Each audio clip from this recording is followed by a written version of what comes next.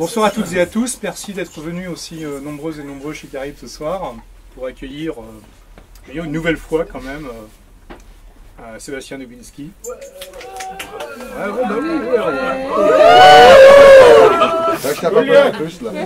Non mais après on va dire oui, c'est presque une tradition quand Sébastien vient de son lointain Danemark pas tout à fait natal. On aime bien le recevoir chez Caribe. Bon, au fil des années, pour ceux qui viennent quand même de temps à autre, on ne peut pas à chaque fois parler de tous les romans de Sébastien, parce qu'il en a écrit beaucoup qu'on adore. On en reparlera quand même un peu tout à l'heure. Et donc en fait ce soir on a pensé qu'on allait faire plutôt une conversation pas trop longue, parce qu'on ne veut pas préjuger d'un certain nombre de choses. Et autour de thèmes qu'on n'a pas abordés jusqu'ici en fait, qui sont le fait que Sébastien écrit aussi bien en français qu'en anglais, enfin au minimum. De parler un petit peu d'une belle aventure en fait, qui est celle du Zaporog. Savoir un peu comment ça s'est passé, tout ça. Et puis de parler un petit peu d'édition, d'édition indépendante, hein, bien entendu, mais d'édition américaine et d'édition française. Donc voilà, donc on a proposé à votre sagacité pour tout à l'heure la plupart des livres disponibles en français en fait de Sébastien et quelques collectors, en tout cas ici disponibles en anglais en fait. Il n'y en a pas énormément et on dira probablement on en dira un peu plus sur quelques-uns de ces livres et notamment moi sur un que j'adore absolument qui est The Song of Sins, dont je comprends toujours pas pourquoi il n'est pas en français, mais tu nous en diras peut-être plus tout à l'heure. Donc, par quoi préfères-tu commencer? Comme tu veux, on peut... Si on parlait du Zaporog, ouais, qui couvre en plus un peu tout ça, d'une certaine façon. D'accord, le Zapo, en fait, j'ai un témoin là du premier Nicolas Richard, traducteur, avec qui on a fait bien la fête à Tours. Et le Zaporog, c'est quand j'ai eu mon premier salaire de prof stagiaire CAPES à Tours, je me suis dit, merde, il y a plein de revues super snob partout. Je me suis dit non, on va faire un truc, on va faire un fanzine. Un fanzine littéraire. Donc j'ai sorti 4 numéros photocopiés avec mes propres frais que j'ai déposés au bar L'Épithète à Tours gratuit. Donc vous pouvez le prendre, etc. Et pendant très très longtemps après, je me suis demandé mais comment est-ce que je peux continuer cette aventure sans perdre d'argent et en même temps en touchant et en défendant ce que je crois pour moi fondamental, l'accès direct à la culture contemporaine. D'avant-garde ou autre que je défends. Et en fait, il a fallu que j'aille au Danemark en 2007 et tout d'un coup, il y a eu un article dans Libé sur lulu.com, l'imprimeur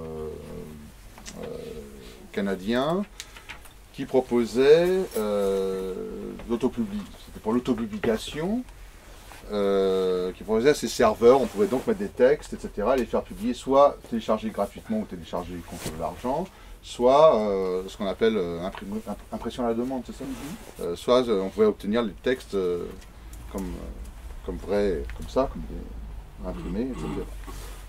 Et que ça coûtait 0. Et là, ça a fait tilt.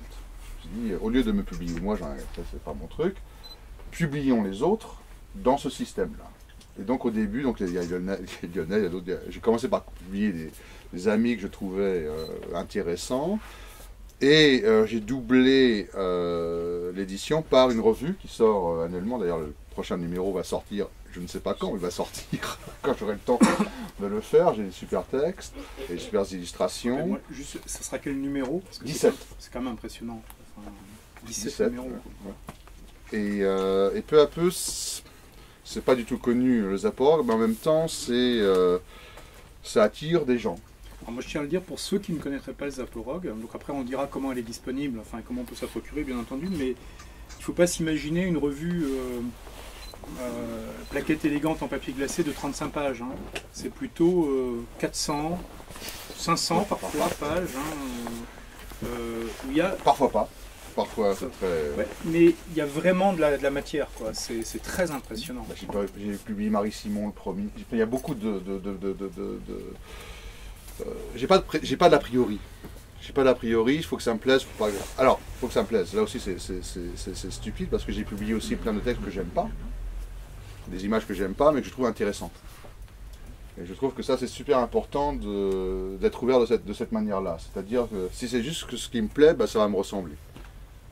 Et ça va pas être une ouverture. Et il se trouve que dans beaucoup de textes que j'ai publiés, des textes qui ne sont pas moi, qui ne sont pas de mon goût, mais que je trouve intéressants. Parfois aussi des textes inachevés, des premiers textes. Je me rappelle les deux premières nouvelles de Marie Simon que j'avais publiées, etc.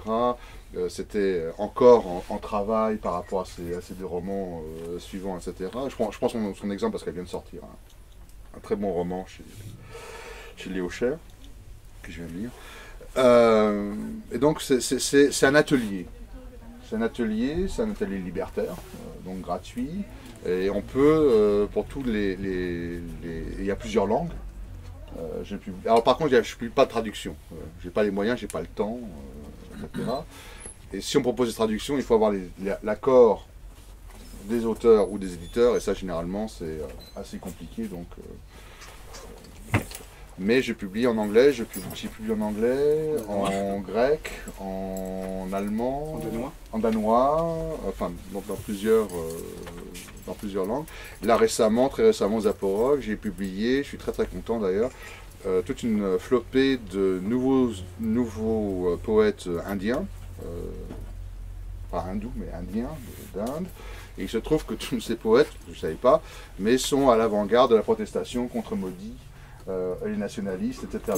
Donc là, je vais publier dans le prochain numéro un poème d'un de ces grands poètes indiens qu'il a publié anonymement en Inde et qui va y avoir avec son nom dans le Zaporog. Donc ce sont des choses comme ça qui me touchent, qui me font plaisir.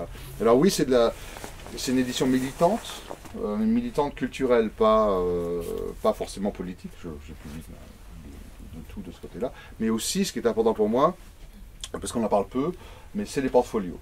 Je publie aussi des portfolios artistiques, je publie aussi des portfolios de photos, de peintures, de mode éventuellement, des choses comme ça. Donc j'essaie de couvrir l'espace le plus large possible, en dehors des considérations économiques. Par exemple, il n'y a pas de contrat, on est chez moi.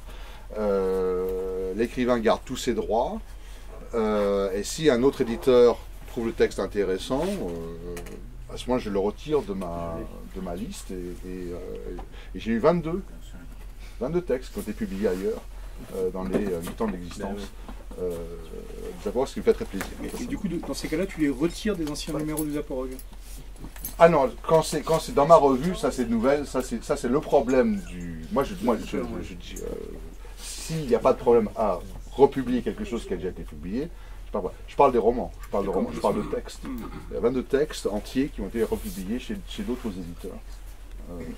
Après Parce qu'il y a une chose qui frappe aussi dans le Zaporog, en tout cas, moi ça m'a vraiment frappé. Bon, il y a évidemment le côté multilingue, parce que c'est très inhabituel. Enfin, il y a quelques revues, très peu, qui publient parfois en bilingue, ou en français, en anglais. Il y a Black Herald, bien entendu, mais bon, sur un domaine qui est relativement, qui est magnifique, qui est relativement restreint. En revanche, qu'on puisse publier dans 3, 4, 5, 6 langues, en fait, en fonction du locuteur, de ce qu'il a envie de publier, d'une part, ça c'est vraiment rarissime. Mais une des choses qui m'a vraiment frappé, c'est qu'il n'y a aussi aucune frontière de genre. En fait. Alors, ça c'est peut-être parce qu'en France, on reste encore toujours trop sensible aux barrières entre ça c'est du polar, ça c'est de la SF, ça c'est de la littérature générale.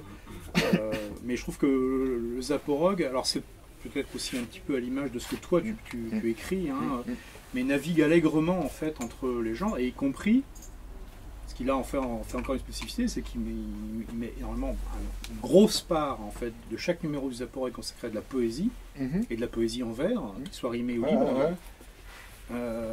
Dans une revue qui fait de la prose également, et ça c'est pas si fréquent. J'ai pas de, si tu veux, ça c'est aussi une de mes caractéristiques, de mes combats. Je dis toujours, d'ailleurs j'ai le t-shirt, le genre n'existe pas. Les catégories, je crois aux catégories. Oui, non, je crois aux catégories dans la mesure, comme les tags sur Internet, c'est important quand on va dans une librairie de savoir à peu près ce qu'on cherche.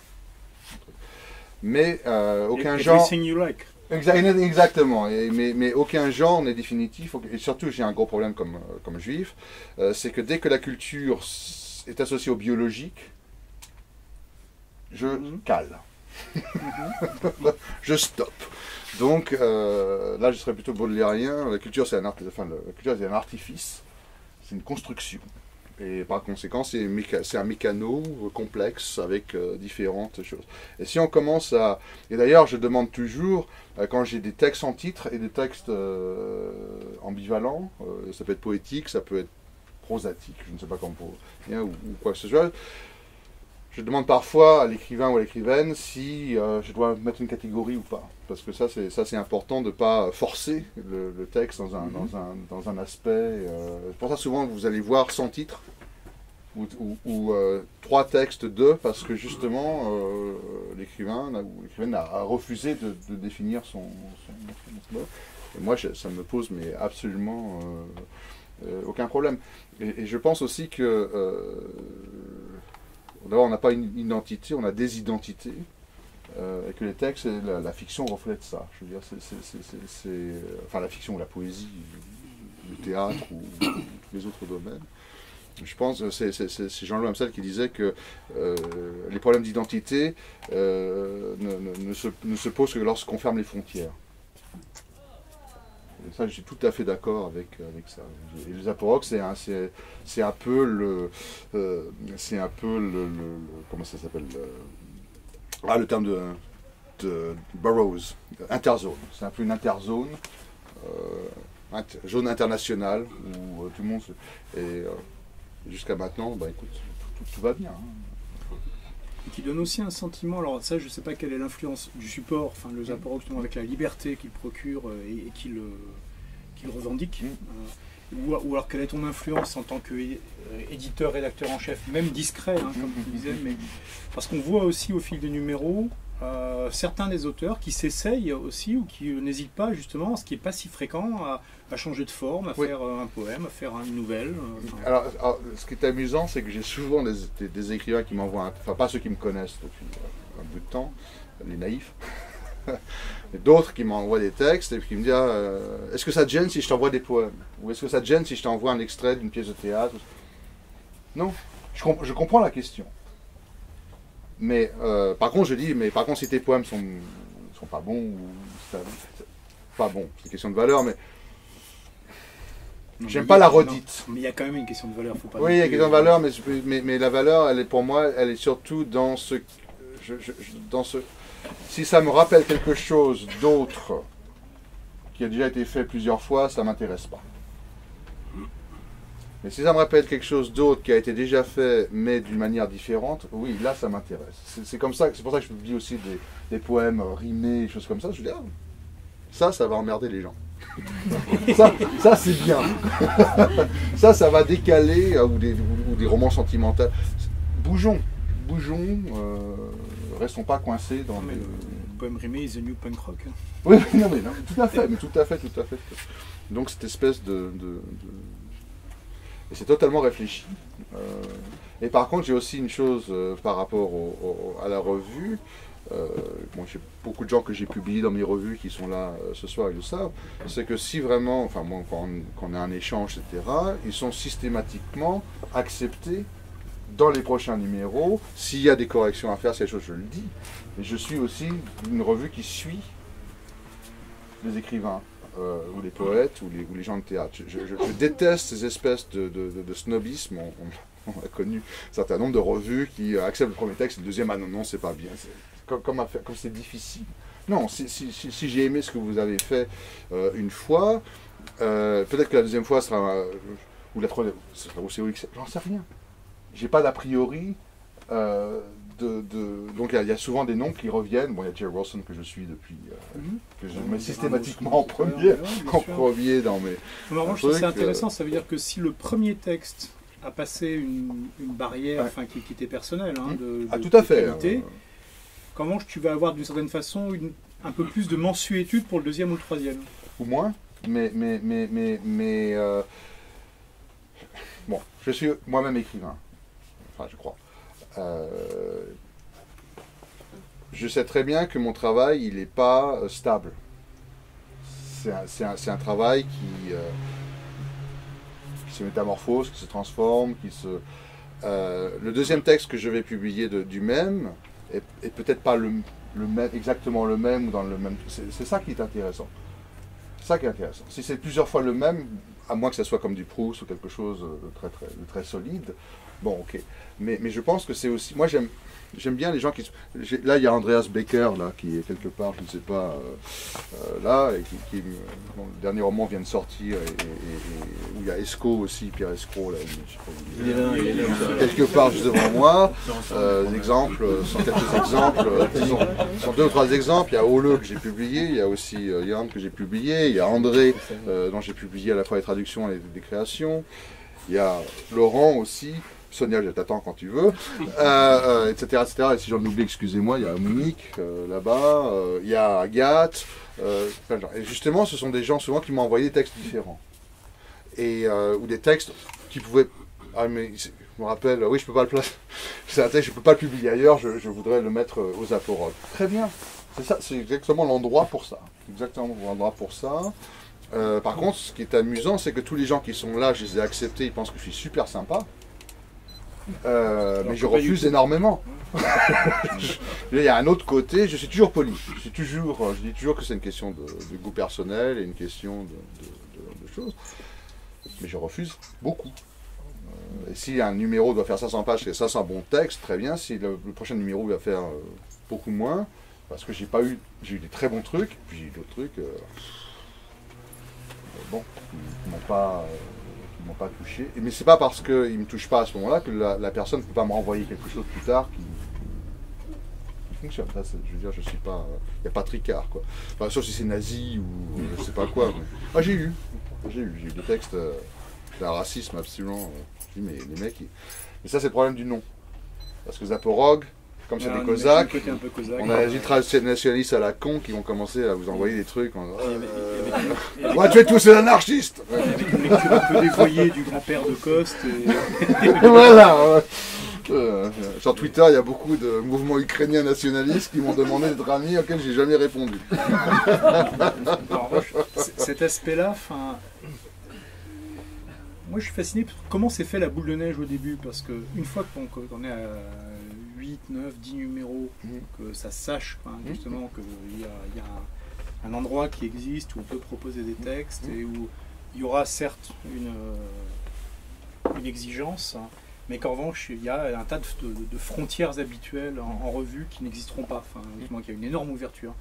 Mais au début en fait, comment ça s'est fait les premiers numéros, et notamment comment tu as fait pour avoir aussi bien des Français que des Anglais ou des Américains qui ont soumis des textes? Alors, en fait, c'est par capillarité. C'est parce que j'ai des amis qui ont parlé à des amis, qui ont parlé à des amis. Ça a commencé comme ça. Et puis tout alors là, par contre, comment c'est sorti de ces capillarités, je ne sais pas. Il y a Facebook, forcément, qui fait qu'il y a des gens qui voient, qui vont le contacter, etc. Mais je suis surpris. Bon, là, en ce moment, j'ai une très très grosse partie indienne de Zaporog en édition. Et ça vient par Tabish Kahir à l'origine. C'est la filière danoise. C'est la filière danoise, oui, en plus, c'est vraiment une maison d'édition de Métèque. et par lui, donc j'ai commencé par avoir alors là, comme tous les gens ici d'ailleurs que je recommande. Par lui, j'ai eu une dame, une très grande poétesse qui est aussi écrivaine indienne qui s'appelle Nabina Das. Et elle, à travers elle, il y a eu, qui était aussi prof d'université, et à travers elle, elle m'a recommandé des gens, et je suis devenu aussi co-éditeur de 2 revues en ligne indiennes. Enfin, co-éditeur, pas éditeur, mais rédacteur. Donc il y a toutes ces choses-là. Et si on me demande un jour comment tu as fait, j'en sais rien. J'ai des textes qui m'arrivent sur le net, je sais pas, je vais avoir 3 ou 4 textes par semaine de gens que je connais pas. Et en plus, ils m'écrivent pas sur Facebook, ils m'écrivent en mail. Donc je sais pas si c'est parce que c'est Z, c'est le dernier de la liste, ils ont été refusés.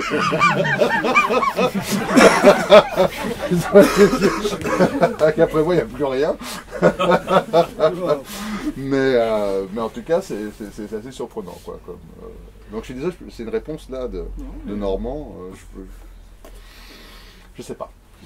Une partie oui, une partie effectivement, aux États-Unis aussi, puisque, enfin, on en parlait, je suis proche de milieu littéraire particulier, donc là je reçois pas mal de choses de ce côté-là. Mais en France, c'est un mélange assez curieux.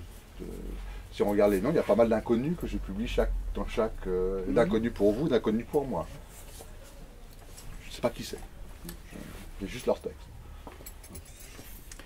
Pour un exemple, comment s'est faite la rencontre avec Jerry Wilson? Enfin, c'était un manuscrit entrant, Jerry Wilson, c'est une histoire de fou. J'ai un de mes meilleurs amis qui n'est pas là ce soir, qui est François, que vous connaissez. On est amis depuis 82. Et il m'a vu devenir écrivain. Enfin, c'est un copain qui est prof d'histoire géo à Soissons, et qui connaît mes goûts en musique et en littérature. On n'a pas les mêmes. Et je reçois un mail de François qui me dit parce que, oh oui, bon, je reviendrai. Il y a un groupe punk complètement inconnu que j'adorais. Et François crée un fan club pour ce groupe. Et on est 3. Moi, François et Jerry Wilson. C'est un vrai fan club, ça. D'accord. Bon, puis moi, je vois Jerry Wilson comme fan, mais évidemment, je parle. Et j'écris à mon pote, c'est sympa, on est 3, etc. Le truc, mais c'est... Et puis il dit, ouais, t'as vu Jerry? Je dis, oui. Il dit, t'es copain avec lui? Je dis, non, je vais pas... Mais tu dois, parce que tu dois lire absolument ce qu'il écrit. Et je me mets en amitié avec lui. Je vois rien sur son truc. Et donc j'ai écrit, mon pote, mais il n'y a rien. Il dit, non, c'est dans les notes. Vous savez, les notes sur Facebook, il faut vraiment les chercher. Il faut chercher notes, on trouve les trucs. Et là, il y avait 2 nouvelles.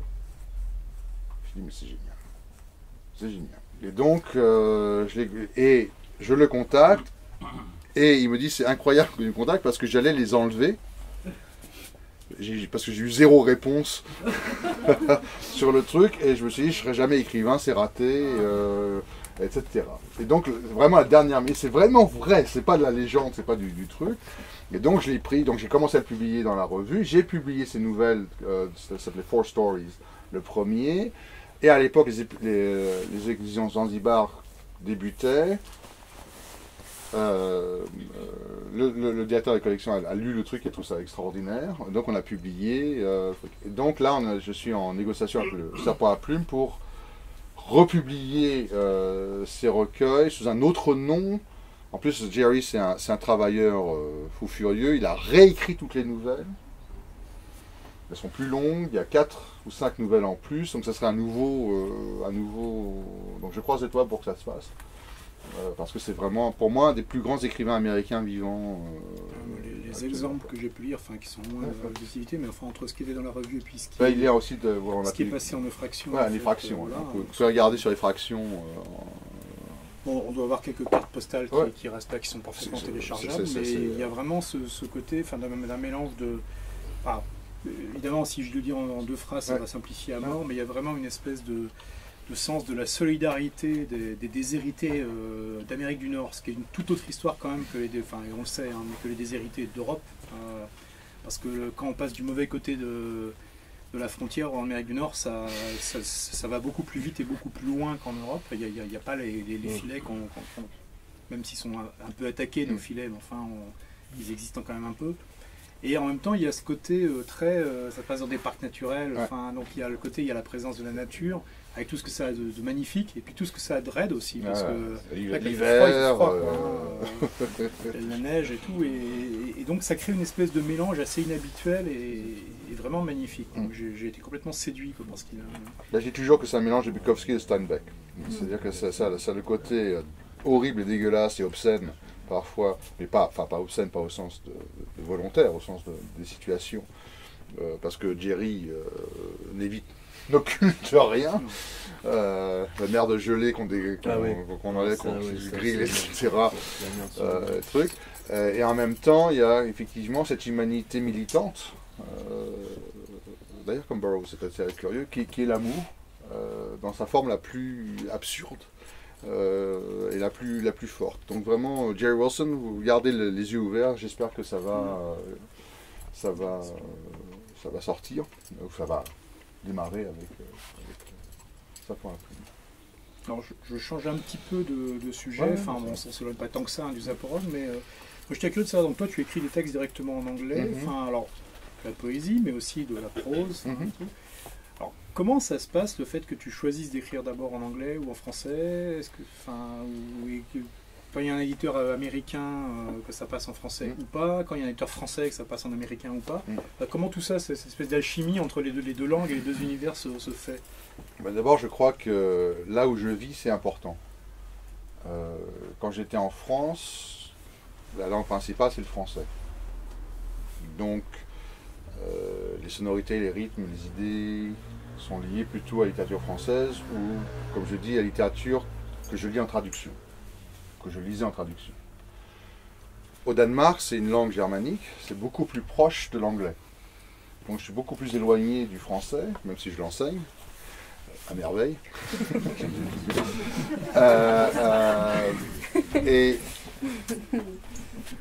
Et ça me donne, au point de vue de la texture de la langue, je suis beaucoup plus dans cette texture de la langue.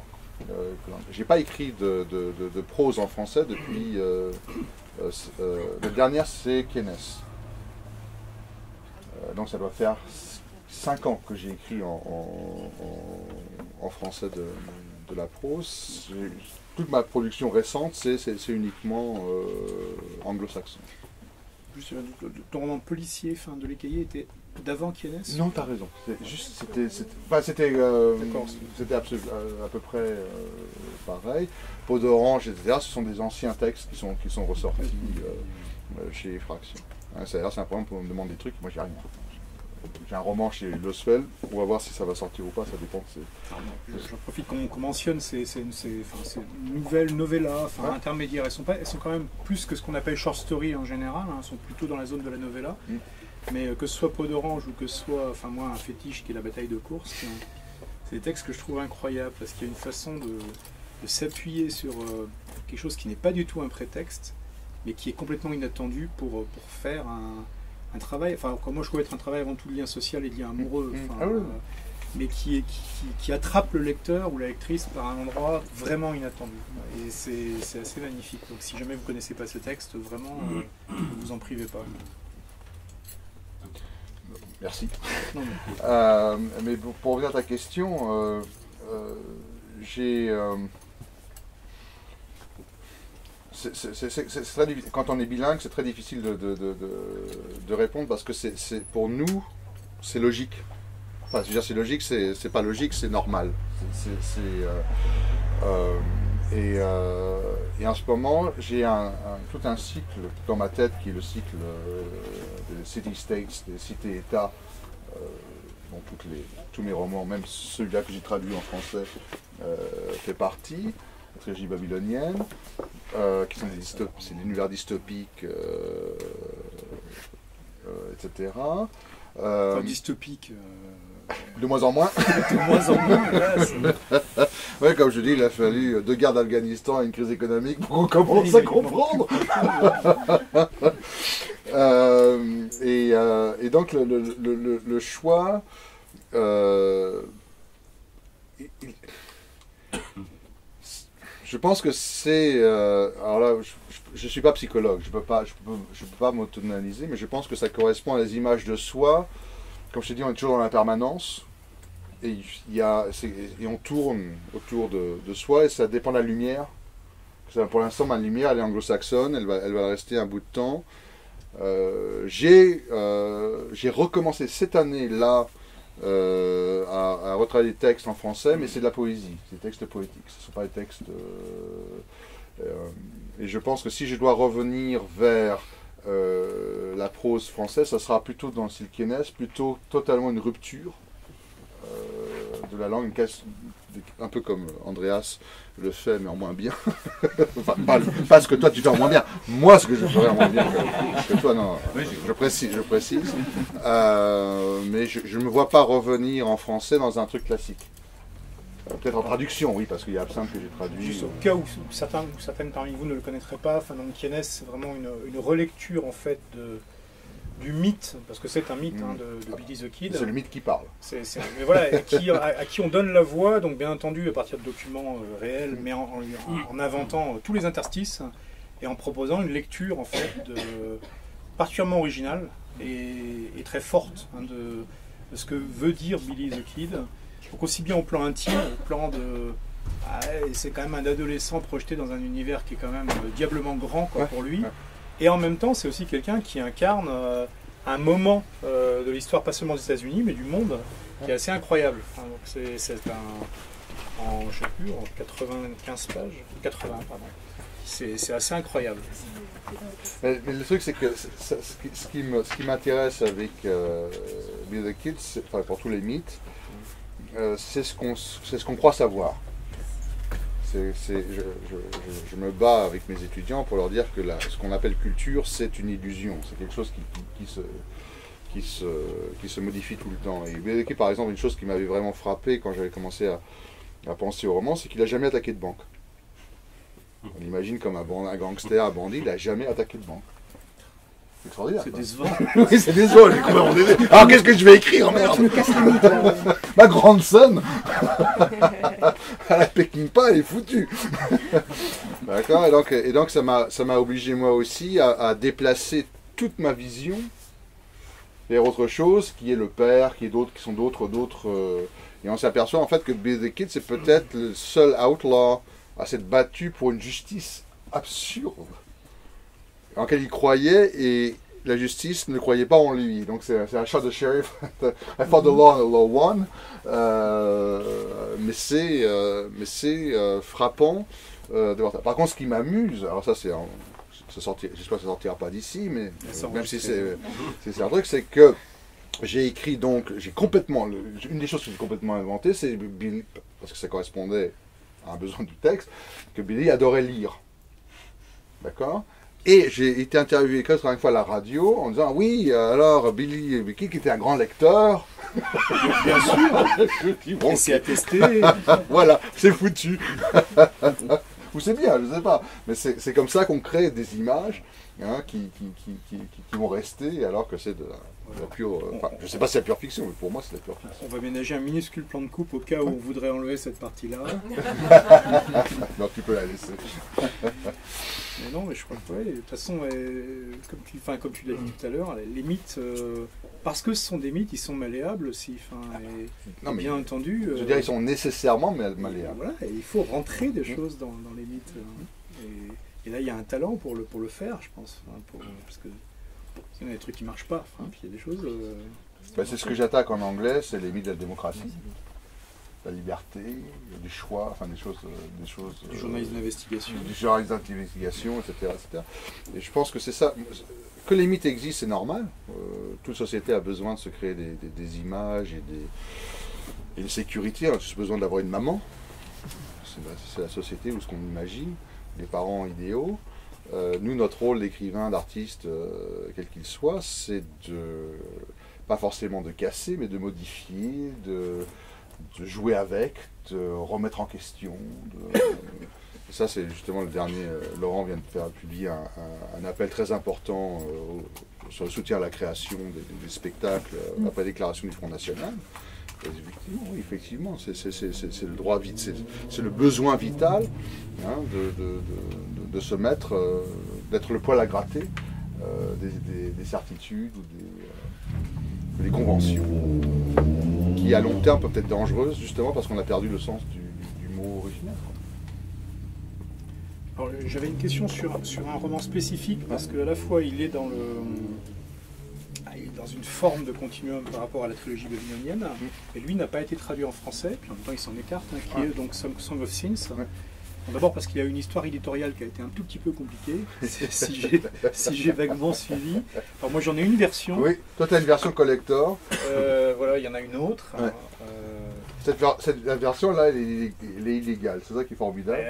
C'est la première version qu'on peut toujours se procurer sur le net, d'une maison d'édition américaine qui a fermé, ouais. Qui n'existe plus. En fait, c'est un trafiquant qui me l'a procuré, qui s'appelle Sébastien de ce type-là devrait être en prison.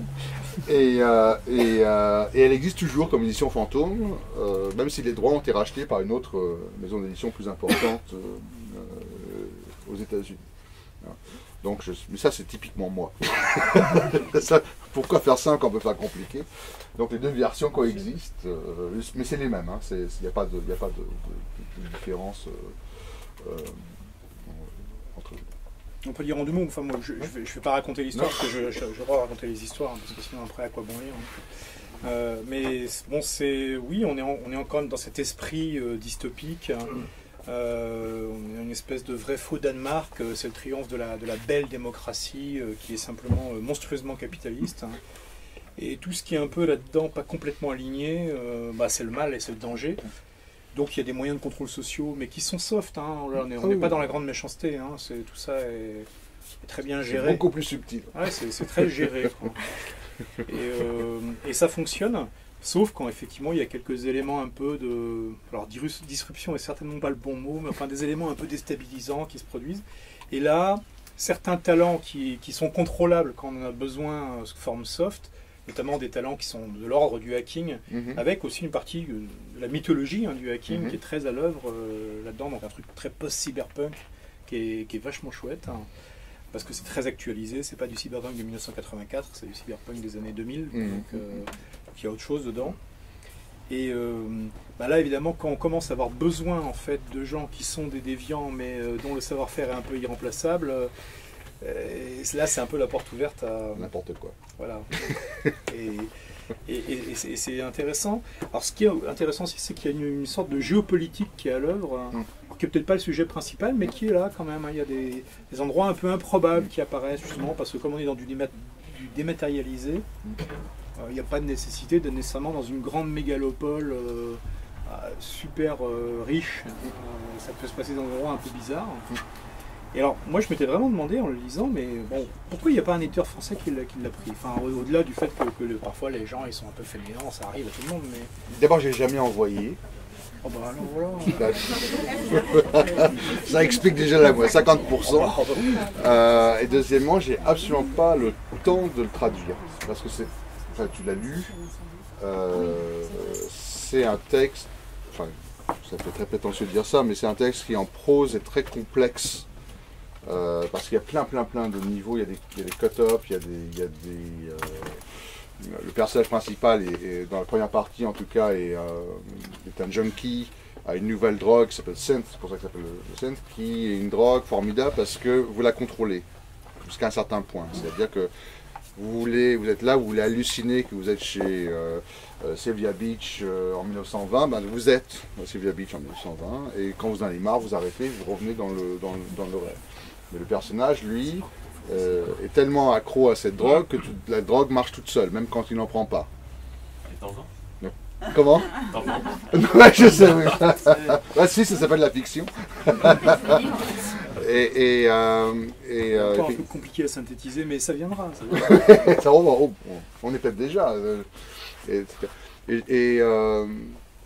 ça serait, si jamais je devais traduire Synth, là il me faudrait une bourse pour arrêter de bosser pendant 4 ou 5 mois pour le faire. Il faut demander au CNN, il ne faut pas hésiter. Oui.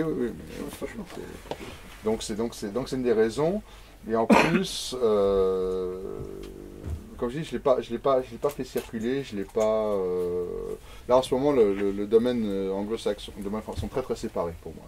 C'est deux domaines. Et c'est pas parce que je pense pas que ça peut pas marcher, mais j'y pense pas. C'est un autre domaine. Mais, aussi. Alors du coup, moi, avec ce regret donc, qu'il ne soit pas disponible en français, parce que je sais que j'ai malheureusement, et c'est comme ça, j'ai beaucoup d'amis et puis aussi, c'est vrai, de clientes et de clients qui vont pas aller lire en anglais, donc ce serait bien qu'ils soient en français parce que c'est vraiment un excellent. Je t'entends. Donc je me permets d'insister. Mais j'avais une question qui en découlait un petit peu, c'est en voyant une partie de ce que tu as produit spécifiquement en anglais, donc cette fois, donc relativement récemment, et où j'ai et autant j'adore et je suis très admiratif de l'édition indé française, en langue française, qui fait un travail incroyable.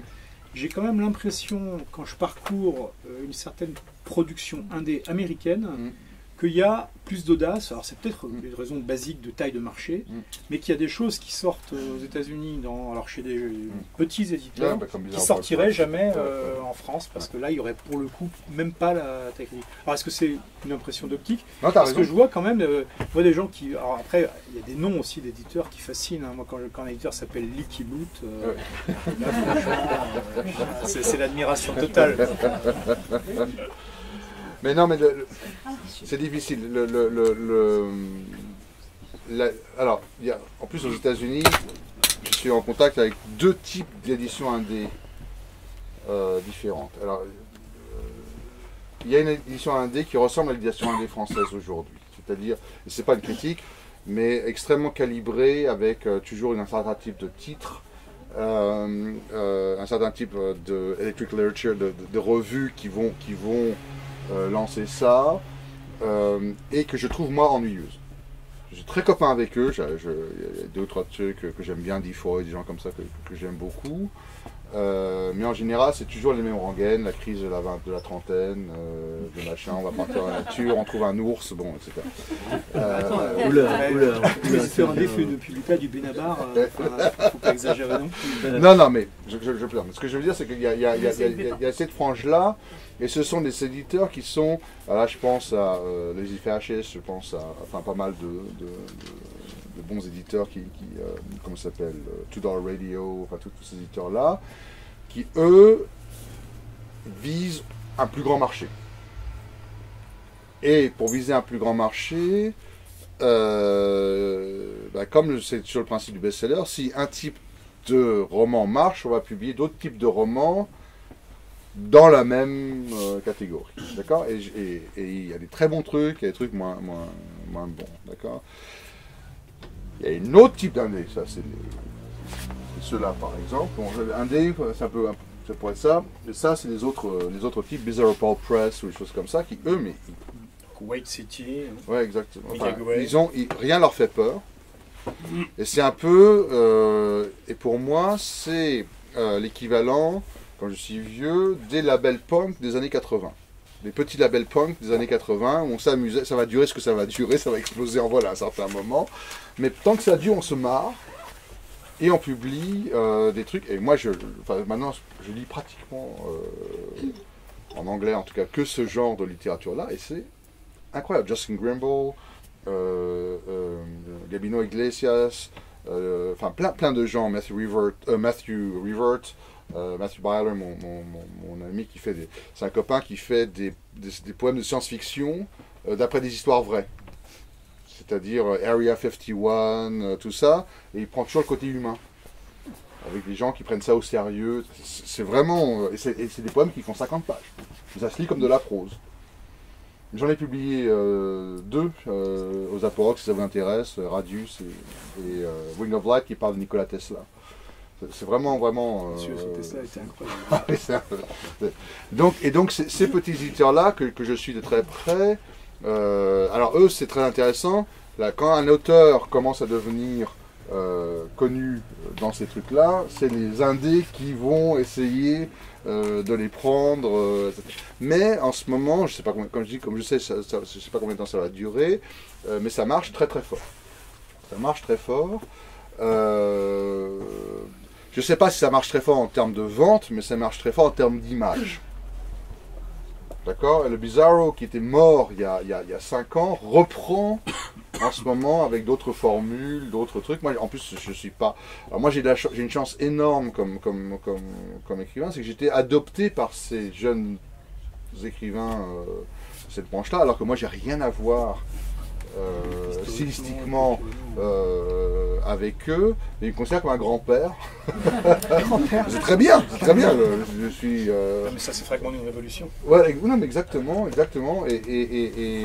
donc je suis soutenu par cette jeune vague américaine. Et je dis, c'est vrai, comme je dis, je ne sais pas combien de temps ça va durer, mais c'est en ce moment super intéressant. Vraiment, j'ai lu des trucs. En plus, directement, il y a Chris Kelso aussi en Écosse, qui est un copain de Hal Duncan, ce type-là. Ce sont des gens qui sont des héritiers directs, mais qui le disent, de Burroughs et de Ballard. Enfin, Burroughs et Ballard. Il faut qu'on soit tous d'accord. Et c'est plus leur propre truc. Aussi, un des plus grands, c'est... Edgar Rice, Burroughs. Oui, exactement, le père de Tarzan. Et puis, C. Jordan Crowell qui a fait un bouquin que je recommande à tout le monde, qui est The False Magic Kingdom. Déjà le titre, le faux royaume magique, qui parle en métaphore du 11 septembre, etc. Et il faut imaginer David Lynch, c'est que des scènes, un peu comme chez Lynch. Et ça va avec des snuff mouilles japonais, des savants fous, un type qui va à son boulot, qui n'a pas envie d'aller à son boulot, un couple qui se dispute. Et tout ça, c'est lié sans être... C'est extra... C'est vraiment, je crois, il y a dans ces éditions-là, une richesse. Alors, est-ce que ça peut... Alors, moi, ma question, tu vois, là, je viens de lire un polar extraordinaire, une novella noire, Zero Saints, zéro saint. Pas saint comme ça, mais... comme ça. Et tout le texte, il est à moitié en anglais et à moitié en argot mexicain.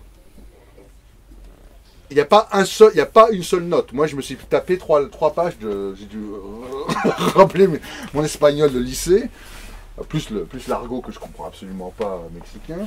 Et il n'y a aucune note, il n'y a aucune indication. C'est vous le prenez pas. Et c'est publié comme ça. Et moi, je me dis, j'adorerais traduire ça, mais qu'est-ce que je fais? Est-ce que je le sors comme ça et je dis, on va vendre 3? Est-ce que je mets des notes? C'est super intéressant. Il y a plein de bouquins comme ça qui sortent où on a ce même problème. Est-ce que ça va marcher avec le public français? Parce que c'est une autre tradition, c'est une autre... Il y a des choses qui se tentent. Hein. Enfin, je pense oui, mais je suis d'accord avec toi. C'est un truc qui au départ, mais qui dégoûtait initialement sur les 5 premiers, même une bonne partie des lecteurs italiens, et qui est pourtant un des plus gros succès d'édition, c'est Camilleri. Aujourd'hui, c'est monstrueux tellement c'est un succès d'édition, même au point, bien entendu, et avec tout le charme que ça, mais où c'est un côté répétitif des séries au-delà du 20e, et ça, même un génie, il peut rien.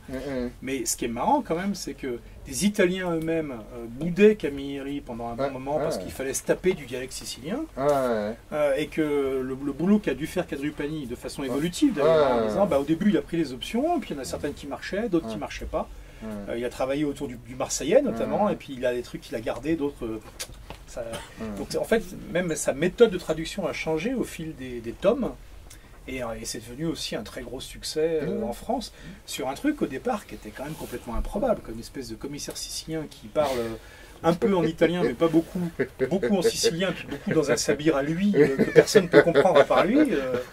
Mais comment ils ont fait? Et pourtant, il y a eu... Oui, mais alors là, on va revenir à cette question que je déteste, qui est la question du genre. C'est-à-dire que Camilleri... tu peux le mettre facilement dans Polar. Oui, il s'est inscrit dans le Polar. Ce que j'ai lu, non. Il s'est fait coller en Polar, mais t'as raison. Ce que j'ai lu, il y a des vampires, il y a des... Enfin, on ne sait même pas si c'est des vampires, parce que le mec est toujours en train de se calmer la gueule à plein de trucs, donc je ne sais pas si c'est lui qui délire, etc. Alors là, par contre, je te rejoins, et je m'excuse pour tous les éditeurs indépendants qui sont là ce soir, mais c'est là, effectivement, où on a un problème en France, je trouve, de loin, hein, de ce que je vois de loin, c'est qu'il y a beaucoup d'éditeurs qui cherchent à occuper la même niche. Et moi, je suis fondamentalement persuadé que les publics, ça se crée. C'est pas juste des choses latentes, que ce sont des choses qu'on doit travailler, on doit... avoir une image, enfin pas une image, mais je déteste ce terme de communication, mais bon, mais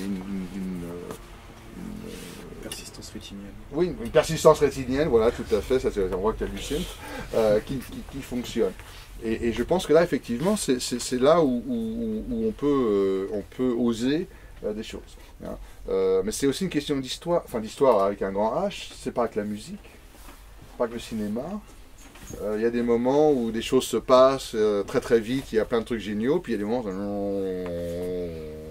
Alors, en ce moment en France c'est un peu comme ça, on va voir, ça va peut-être reprendre. Je suis pas pessimiste, mais je dis par exemple moi j'adorerais traduire et George Kral, tous ces mecs Kelso, tous ces gens-là. Le problème c'est que si je les envoie à un éditeur français même indépendant, ils vont me dire mais on peut pas le vendre. Et je comprends. Faut aussi Asphalt. Oui, non mais j'ai essayé. Non, ça n'a pas marché. Ça n'a pas marché parce que c'est trop extrême. C'est trop. Bon, non, mais après, enfin, Asphalt, on est en maison d'édition. Ah, moi j'adore Asphalt, hein, je traduis je pense pour qu'il y en a eux. certains qui sont d'un niveau déjanté inclassable, assez proche de ce que tu décris. Oui, mais certains seulement, pas tous. Mais Asphalt a une ligne de. Alors là, par contre, que je respecte, il faut que ce soit urbain. Oui. Les trucs sont tellement déconstruits, etc., que la ville, tu la vois pas beaucoup. Non, mais je pensais à un parce que qui n'est pas nécessairement d'ailleurs représentatif d'Asphalt, mais qui est quand même assez typique justement d'un côté sévèrement déjanté, où tu te demandes où le raccrocher, qui est Massachusetts, en fait. Là, elle dit au départ, dans une histoire de zombie, mais en même temps, c'est un zombie punk, une zombie punk, mais complètement acclimatée, c'est paisible. Et en même temps, il y a une histoire qui se passe dans une ville d'Argentine assez compliquée, où on rentre dans des machins de faux complots et tout. Là, tu dis, non, mais ce truc-là, c'est pas vraiment du polar, c'est pas de la SF, c'est pas du fantastique. Ça part dans tous les sens, c'est assez agressif et ça pique. Et bon, après, voilà, ils sont pas tous comme ça, les Asphalt, mais celui-là, c'est un de ceux qui se rapproche de ce que tu as. Oui, non, mais je suis, comme je dis, je suis en contact avec les deux filles, là, les deux copines, et je comprends tout à fait. Et leur refus était argumenté, je sais pas de choses, mais je dis, pour moi, c'est une. Mais déjà, Jerry Wilson, j'ai de la chance, mais ça aussi avec les Zappo, d'être en contact avec une littérature qui est sous le radar.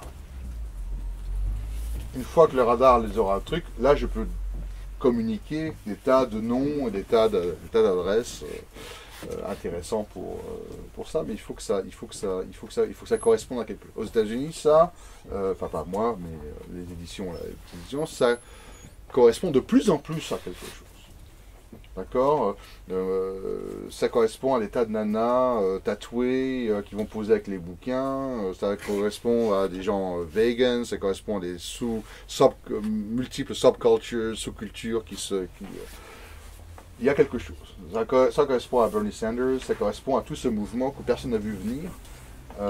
Est-ce qu'il est là pour rester, est-ce qu'il n'est pas là pour rester, mais qui est là. D'une révolte de plus en plus évidente. Peut-être que ça va être possible après les nuits machin de j'en sais rien, tu vois, on sait jamais ce que ça va donner. Juste pour reprendre ton expression, une nana tatouée qui pose avec les bouquins, j'en mentionne quand même une, parce qu'il y en a une qui est assez incroyable en plus comme personne, qui est Vanessa Veselka, donc, ah bah oui, avec Zazen chez l'O 49, mais qui est vraiment son bouquin extraordinaire, et c'est aussi elle une sacrée personnalité. J'ai bien on est amis depuis longtemps. Donc si vous avez l'occasion, ce livre vraiment il ne faut pas le rater. Zazen, c'est quelque chose, c'est vraiment quelque chose. Puis il y a Lydia Lukavic aussi. Qui est exactement dans cet esprit que tu décris. Voilà, donc on s'était promis de discuter environ 1 heure. On arrive un petit peu au bout, on a abordé les thèmes qu'on souhaitait aborder. Donc moi ce que je vous proposerais bien, c'est surtout de ne pas rater, parce que vous savez que Sébastien Dubinski est un écrivain qu'il faut collectionner, comme les cartes à collectionner. Donc s'il vous en manque, c'est le moment ou jamais de compléter votre collection et de les faire dédicacer. Parce que même si on n'est pas dans un univers du tout de capitalisme et de valeur, un jour ce sera priceless. C'est décasé, le livre est beaucoup moins cher. Et par ailleurs, donc il y a quelques exemples, enfin quelques exemplaires très gentiment amenés par Sébastien, parce qu'ils sont effectivement pas distribués en France, mais de certains des livres américains, donc qui vont bien au-delà de la simple curiosité. Et puis ensuite, autour d'un verre ou de plusieurs, n'hésitez pas à poursuivre des bouts de conversation avec Sébastien. M'insulter publiquement. Voilà. Non, ça on va éviter, parce qu'après on a un service d'ordre pour éviter ça. Donc en tout cas, merci à toi Sébastien, écoute, vraiment, merci c'est à toujours vous, un immense plaisir, et particulièrement ce soir, et puis merci à vous toutes et à vous tous. Voilà.